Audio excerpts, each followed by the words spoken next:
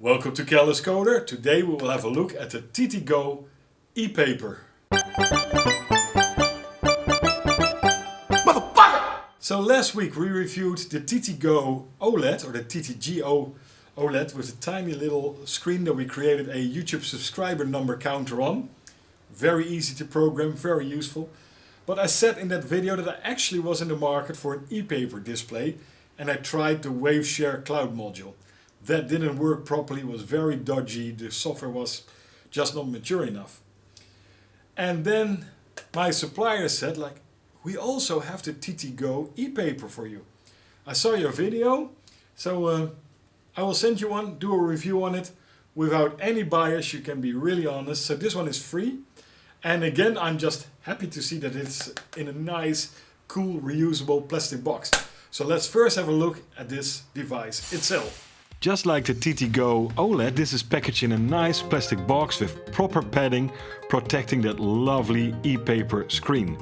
And this is exactly what you want. It's turned off, but the information is still on there. And that is very, very useful. Now here we have the ESP32. We have an I/O switch, a reset switch, a power switch, and then the battery connector, and the battery clip of course is included in the box below together with the headers. Now the board is of course significantly larger than that tiny little OLED that we still have there, but then again we have more real estate on the screen, and it's a beautiful screen. I love it. Now let's install the IDE. First we need to download the GxEPD source code from this URL, link below, and we download the zip file. Because we can use the zip file immediately in IDE these days. And it's always important to read the documentation. And here I see that it's based on the Ada GFX class, so we need to install that as well. And I need to figure out which board I have, and that is this one, the DEP-G0213BN. Now this is important information, without it, it doesn't work.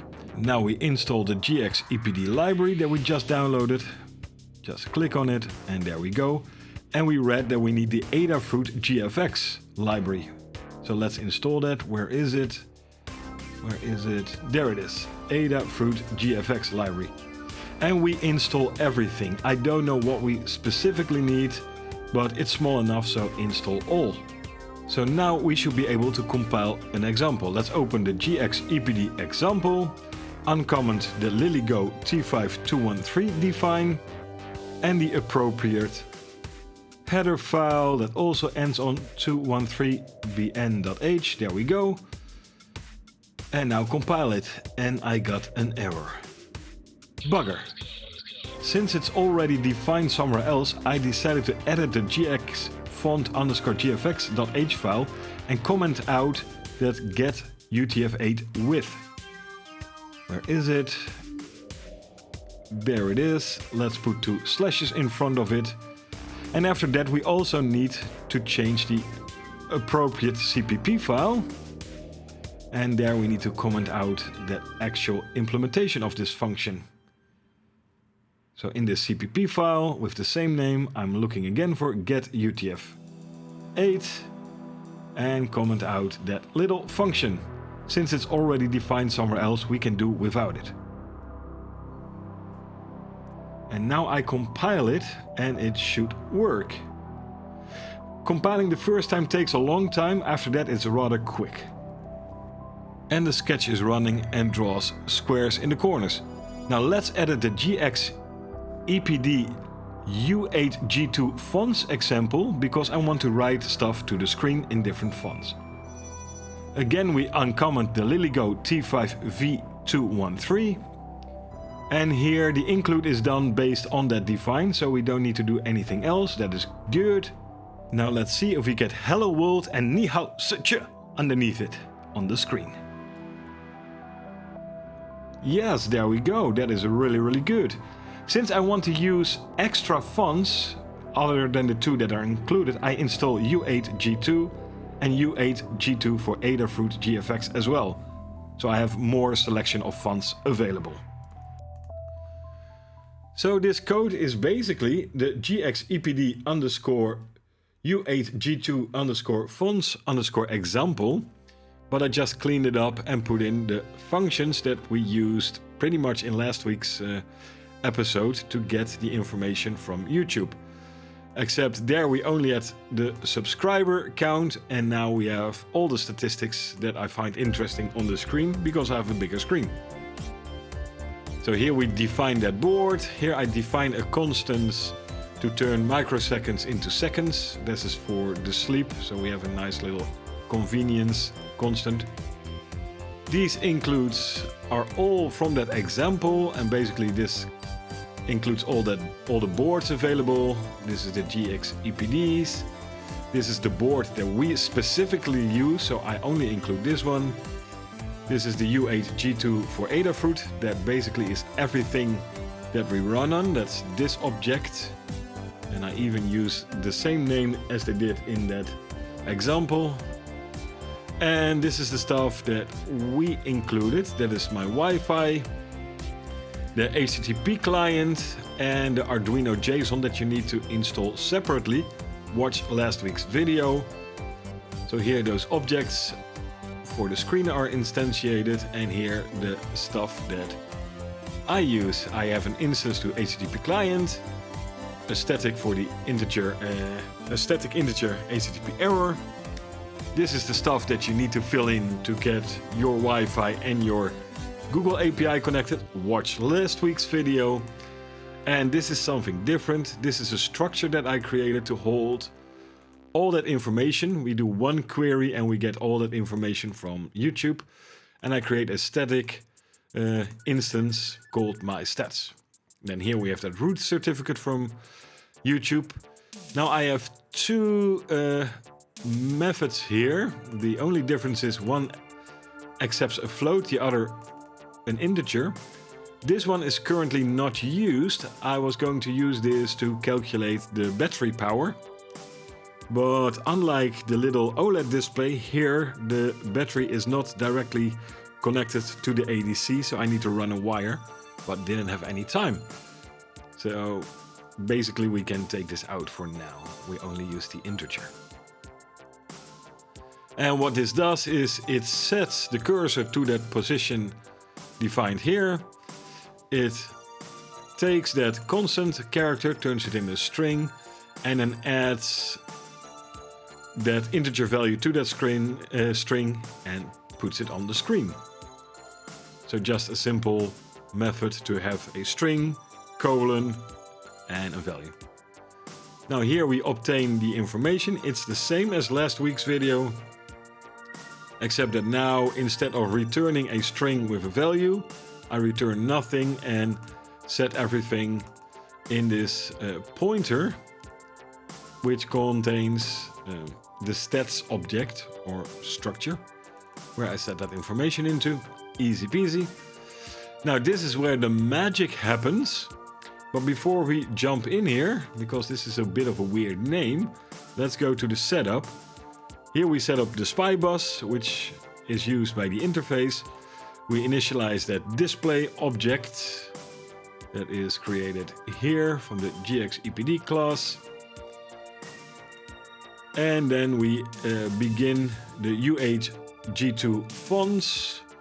That is that u8g2 for Adafruit GFX object that is derived. And we initialize that display that we created. Now we come to the magic. I set up a deep sleep timer that waits 600 seconds. That is why we had that multiplier, because it's microseconds. And when those 600 seconds have passed, it will actually pull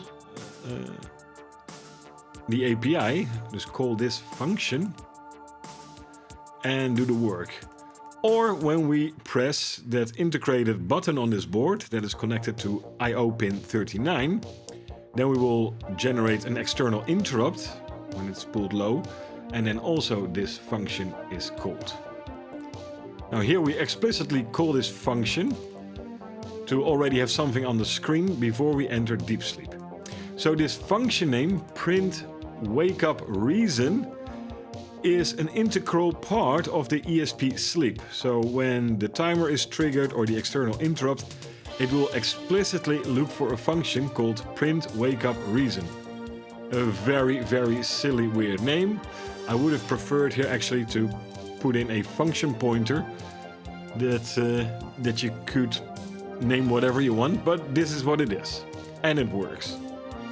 So in that print wake up reason, not my name again, this comes from that ESP sleep package, we do the magic. So I set the font mode, I set the direction, so we have a landscape screen and not a portrait. I want the foreground to be black, the background to be white, and I'm using this font. And then I basically clear the screen, fill it with white. Then I set the cursor to this position and write to the screen querying and display that on the screen, and you will see that screen flash. It will take about 2 seconds for the screen to update. So this is not an interactive screen like an OLED screen, for example. This is a screen that you put something on and you cannot really change it without having that whole flashing sequence. And in return you get a very power-friendly display. So here we connected Wi-Fi, same as last week, but we always need to connect because when we're deep sleep, then the radio transmitter is turned off. So we never have a connection to the Wi-Fi after a deep sleep. Then we get that information and that is then put in my stats. I again clear the screen because we now have all the information. I draw that to the screen on those absolute positions. And then I have a little loop that creates a series of rectangles that increasingly get smaller to create a nice 5-pixel wide thick border. And then we display it to the screen. And that is it. That is the code. So there you have it. The Lilygo T5 ePaper showing, in this case again, YouTube statistics, but you can put any information on there and you have a lot of real estate on this display to put some nice information.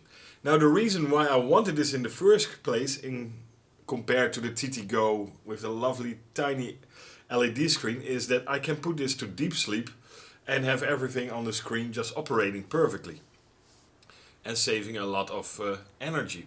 Now I did the math. In deep sleep this draws around 10 microamps. This battery is 4000 milliamps, so that's 400,000 hours in deep sleep. So take off 20% discharge safety, so that is around 320,000 hours. Then take away the operation, so around 200,000 hours between charges. That is insane.